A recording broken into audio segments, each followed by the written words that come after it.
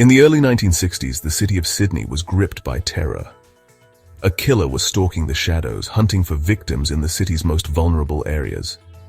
His signature wasn't just murder, it was mutilation so horrific that newspapers refused to print the full details. William MacDonald, an English immigrant who had arrived in Australia just 7 years earlier, would become responsible for the murders of 5 people between 1961 and 1962. But his story begins long before he ever set foot on Australian soil. This is the story of a man whose childhood trauma and social rejection created one of Australia's most disturbing killers. A man who would earn the nickname the Mutilator for crimes so savage they shocked even hardened police investigators. Welcome to the darkest chapter in Sydney's criminal history. William Glidson MacDonald was born on June 17, 1924, in Liverpool, England. From the very beginning, his life was marked by rejection and shame. Growing up in working-class Liverpool during the Great Depression, MacDonald was different from other boys, and his family made sure he knew it. The seeds of his future violence were planted early. As a young man, MacDonald struggled with his sexuality in an era when homosexuality was not only socially unacceptable, but, actually illegal. After his release from a previous arrest, he was arrested again for propositioning a police officer in a public toilet. And when his parents discovered he was homosexual, his family shamed him as an embarrassment to their name. The shame and rejection from his own family would prove to be a turning point. Unable to live with the disgrace, MacDonald made a desperate decision that would change everything. The family's shame motivated him to change his name and leave the UK. In 1955, he made his way to Australia. Imagine being so rejected by your own family that you feel compelled to flee to the other side of the world, leaving behind everything you've ever known. MacDonald arrived in Australia carrying not just his luggage, but honestly years of built-up rage, shame, and psychological damage that would soon manifest in the most horrific ways. Australia in the 1950s was meant to be a fresh start for European immigrants seeking a new life. For MacDonald, it would become something much darker. He settled first in Brisbane, then moved around the country, struggling to find his place in this new world. But the demons he'd tried to leave behind in England had followed him across the ocean. In Adelaide, he received a 2-year good behavior bond for touching a detective on the penis in a public toilet. The pattern of inappropriate behavior and brushes with the law was continuing, escalating. It was during this time that MacDonald began to experience what he would later describe as overwhelming urges. After arriving in Brisbane, he began to experience overwhelming urges to kill. These weren't random thoughts. They were compulsions that grew stronger with each passing day. The psychological pressure was building to a breaking point. MacDonald was isolated, angry, and honestly, increasingly unstable. He had no support system, no one who understood his struggles, and nowhere to turn for help.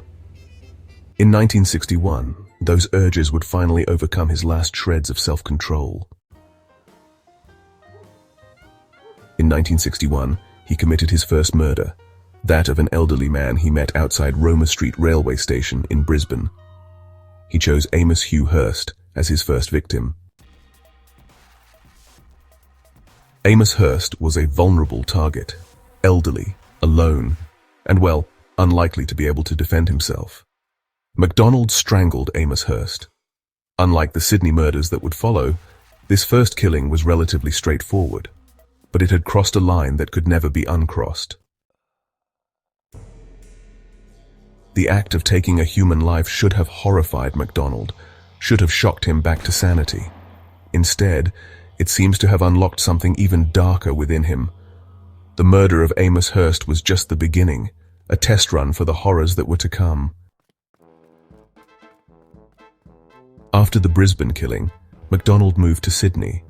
Australia's largest city would provide him with more opportunities, more victims, and more places to hide. But it would also be where his crimes would escalate from simple murder to acts of such brutal savagery that they would earn him a place in the annals of criminal history. Sydney in the early 1960s was a different city than the cosmopolitan metropolis we know today. The harbour city had its dark corners, its forgotten areas where society's most vulnerable gathered. It was in these shadows that MacDonald began his reign of terror. The rampage began on June 4, 1961, when Albert Greenfield, aged 41, was found dead in a shed at the Domain. The Domain, Sydney's historic parkland, became the site of MacDonald's most horrific crime. The victim, Alfred Greenfield, had been stabbed at least 30 times, his genitals hacked off, and homicide investigators pegged the crime as a homosexual assault. The brutality was honestly unlike anything Sydney police had seen before. This wasn't just murder. This was rage given physical form. But MacDonald was just getting started. Their suspicions were confirmed when the killer left his second victim, William Cobbin, stabbed repeatedly and mutilated in similar fashion. A pattern was emerging, and it was more disturbing than anyone could have imagined. MacDonald murdered male derelicts in Sydney and Brisbane between 1961 and 1962. He would violently stab victims with a long-bladed knife and sever their penis and testicles. The specific nature of the mutilations suggested deep psychological issues around sexuality and masculinity, the very issues that had driven him from England in the first place.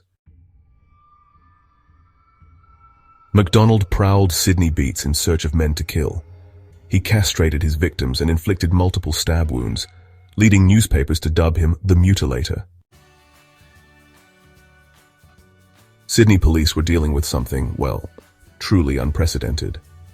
In the period from 1960 to 1962, the city of Sydney, Australia, was terrorized by a serial killer named William MacDonald, who stabbed his victims and then, quite horrifically, mutilated them. The investigation was complicated by the social attitudes of the time. Many of MacDonald's victims were marginalized members of society, homeless men, people struggling with mental illness or addiction, and members of the gay community who, back then, were forced to meet in secret. These were people whose disappearances might not be immediately noticed, whose deaths might not be given the attention they deserved. But the brutality of the crimes was honestly impossible to ignore. The press began calling him the Mutilator, and fear, just spread through Sydney's most vulnerable communities. Men who had previously felt safe in the city's parks and secluded areas now found themselves looking over their shoulders, afraid that they might be the next target. The police knew they were dealing with someone extremely dangerous, someone whose violence was escalating with each attack. The question was, could they stop him before he killed again? On 31st March 1962, in suburban Darlinghurst, New South Wales, the mortally wounded Frank Gladstone McLean was found by a man walking with his wife and young child. This would be MacDonald's final victim, but also his first mistake. He was the victim of an unfinished assault committed by MacDonald. The man found McLean still breathing but bleeding heavily. For the first time, MacDonald had failed to complete his horrific ritual. Frank McLean was still alive when he was discovered, though barely. On this day, MacDonald bought a knife, evidence that would later become, absolutely crucial to the investigation. The timing of the knife purchase, combined with witness statements and the surviving victim, would finally give police the leads they needed. This incomplete attack would prove to be MacDonald's downfall. Unlike his previous victims, McLean's discovery was immediate. The scene was fresh, and for the first time, investigators had a victim who might survive to tell his story. The investigation that followed Frank McLean's attack was swift and thorough. Police had finally caught a break in the case, and they weren't going to waste it. The evidence began to point toward William MacDonald, the quiet immigrant who had been living under the radar in Sydney. When MacDonald was arrested, the full scope of his crimes began to emerge. He was sentenced to 5 consecutive life sentences in 1963. The severity of the sentence reflected not just the number of victims, but, the extreme brutality of his crimes. The first known serial killer recorded in Australia in 1963. MacDonald had the dubious distinction of being Australia's first recognized serial killer, really setting a dark precedent for the country's criminal history. During his trial, questions arose about MacDonald's mental state. Was he born mad or made mad? The defense argued for criminal insanity, painting a picture of a man whose childhood trauma and social rejection had, created an unstable, dangerous individual. MacDonald would spend the rest of his life in prison, becoming one of Australia's longest-serving inmates. At the time of his death, he was the longest-serving prisoner in a New South Wales prison. For over 50 years, MacDonald remained locked away from society, a reminder of the capacity for human evil. His case became a study in criminal psychology, examined by experts trying to understand what creates a serial killer. On May 12, 2015, 90-year-old William MacDonald died in the secure wing of Prince of Wales Hospital in Sydney, Australia. In 2015, William MacDonald died of natural causes while still in custody, having served 52 years behind bars. His death marked the end of one of Australia's darkest criminal chapters, but his crimes continue to be studied and remembered as a watershed moment in the country's criminal history. The case of William MacDonald, also known as the Mutilator, represents more than just a series of brutal murders. It highlights the complex intersection of mental illness, social rejection, and violence that can create the most dangerous criminals. MacDonald's story also reflects the social attitudes of his time, the shame and rejection he faced for his sexuality, the lack of mental health support, and the way society dealt with those who didn't fit in. While these factors don't excuse his crimes, they provide context for understanding how a troubled individual can become a monster. However, beyond aficionados of true crime, very few know his name or the full extent of his crimes. Despite being Australia's first serial killer, MacDonald's story has been somewhat overshadowed by more recent cases, but his impact on Australian criminal history cannot be understated. The story of William MacDonald serves as a chilling reminder that evil can emerge from the most unexpected places.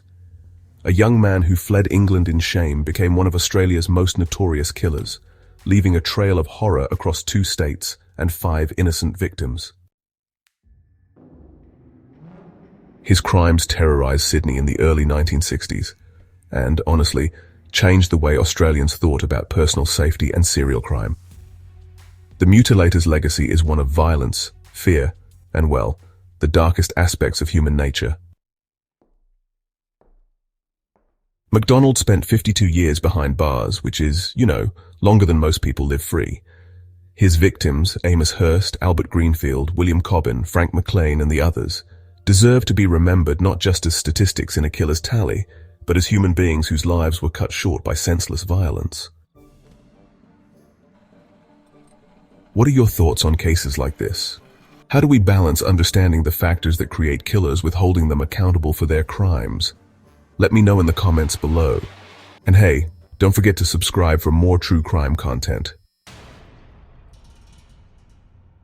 Thanks for watching, and remember, even in our darkest stories, justice eventually prevails.